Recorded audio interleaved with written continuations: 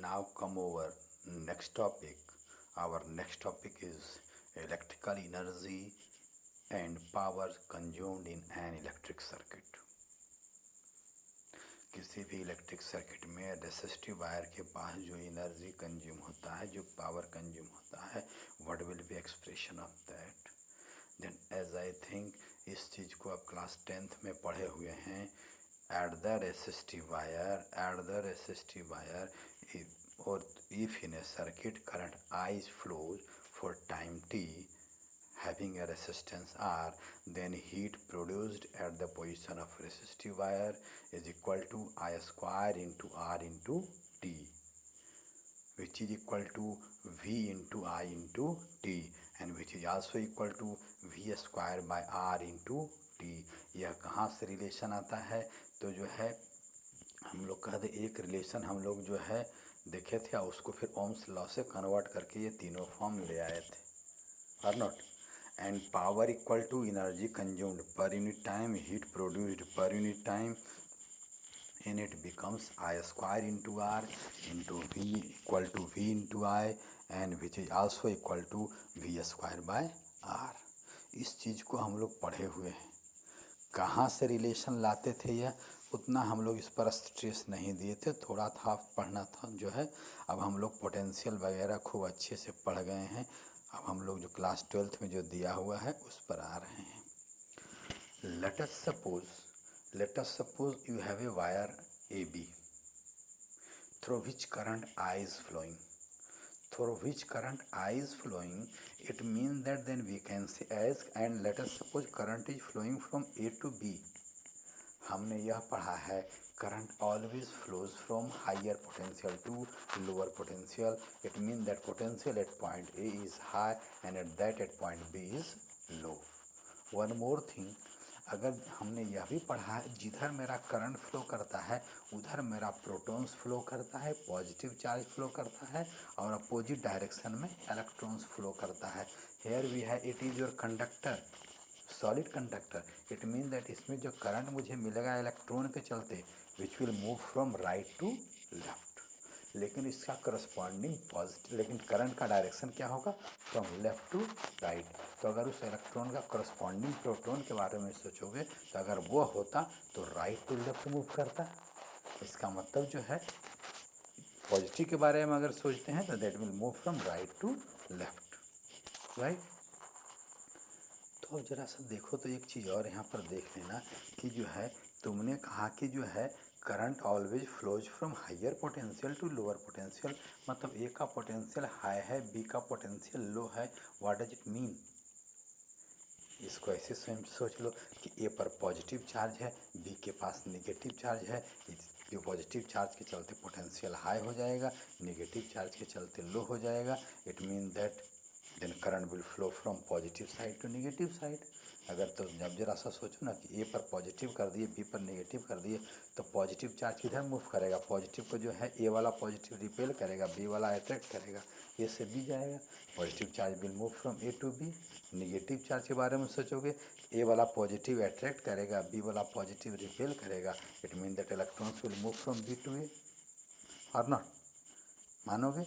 It mean that potential at point A will be more than that point B. V A will be more than V B, right. Let us suppose करो if current I is flowing, तो मान के चलो कि किसी wire के किसी भी क्रॉस सेक्शन से डेल्टा टी टाइम में डेल्टा क्यू चार्ज फ्लो किया है. Then what will be value of current? Then value of current will be equal to I equal to delta Q by delta T. So delta Q will be equal to I into delta T.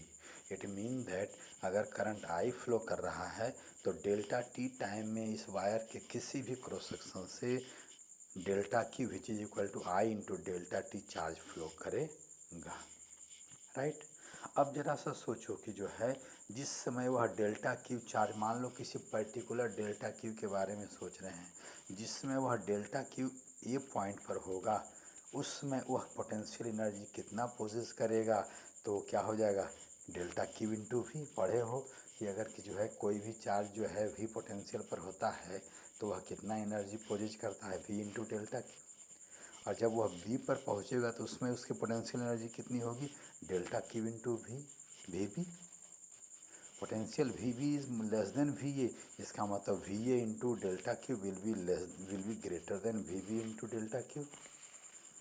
बोलो, potential energy घट जाएगा, then what will be change in potential energy, change in potential energy equal to final potential energy minus initial potential energy.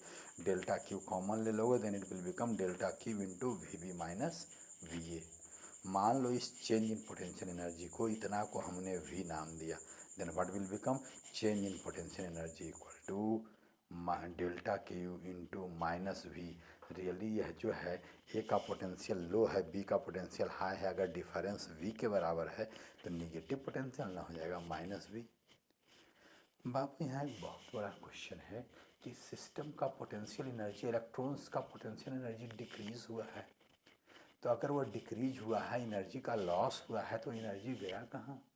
According to law of conservation of energy we use to say जितना energy decrease हुआ है उतना increase हुआ है।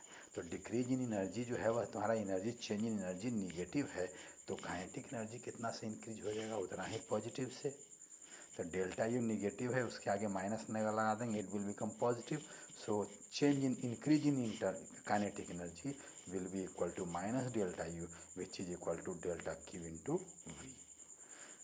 Question है इसकी, यह kinetic energy कैसे इंक्रीज करेगा। काइनेटिक एनर्जी इंक्रीज करेगा, it mean that velocity increase करेगा, तभी काइनेटिक एनर्जी इंक्रीज करेगा। कैसे, तो बाबू जरा सा ध्यान से देखो तो, ए का पोटेंशियल हाई था, बी का लो था, मीन्स ए पर तुमने पॉजिटिव दिया था, बी पर नेगेटिव दिया था, तो ए के चलते फील्ड टुवार्ड्स राइट, बी के चलते फील्ड भी टुवार्ड्स राइट, तो बीच में ए और बी के बीच में एक फील्ड बन रहा है ना, फ्रॉम ए टू बी। तो उस फील्ड में अगर पॉजिटिव चार्ज मूव करेगा लेफ़्ट टू राइट, तो उसकी वेलोसिटी बढ़ेगी या घटेगी, बढ़ेगी, बढ़ेगी नहीं बढ़ेगी, that positive charge will experience force, so that will move. तो वेलोसिटी जब बढ़ेगी, जब वेलोसिटी बढ़ेगी उसकी, इसका मतलब क्या हो, दैट विल गेन वेलोसिटी, और जब वेलोसिटी गेन करेगा तो उसकी काइनेटिक एनर्जी बढ़नी चाहिए। इसका मतलब जो डिक्रीज इन पोटेंशियल एनर्जी हो रहा है, that will appear in the form of gain in kinetic energy, right.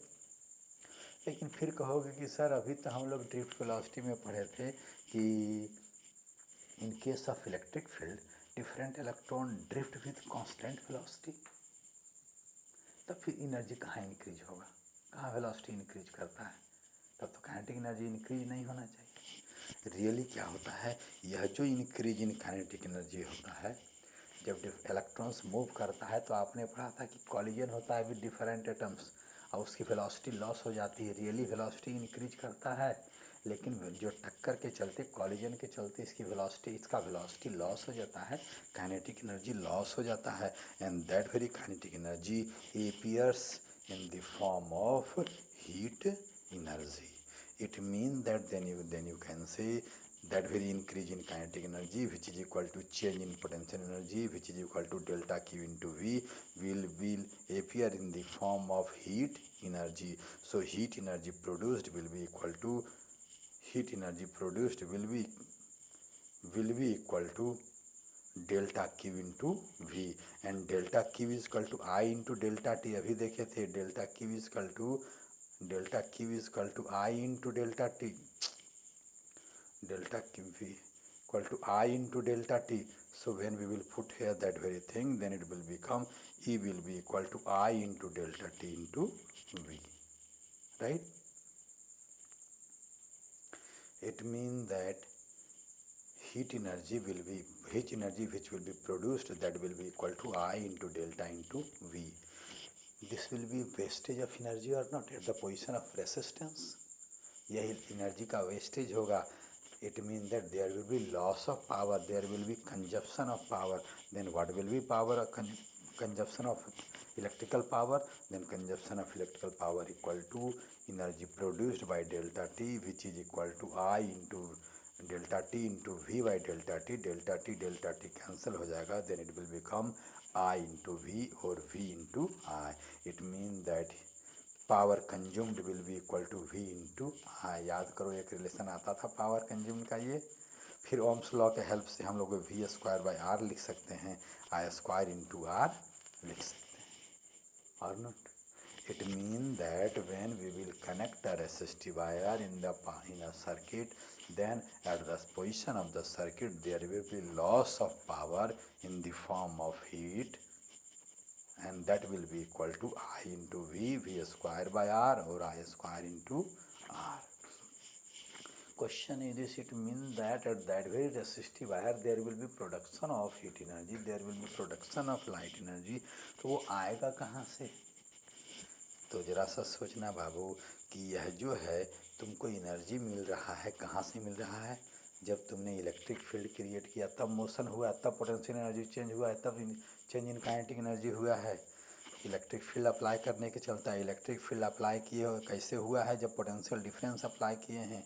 अब पोटेंशियल डिफरेंस अप्लाई करने वाला है कौन? Cell. It mean that here cell provides this energy, right.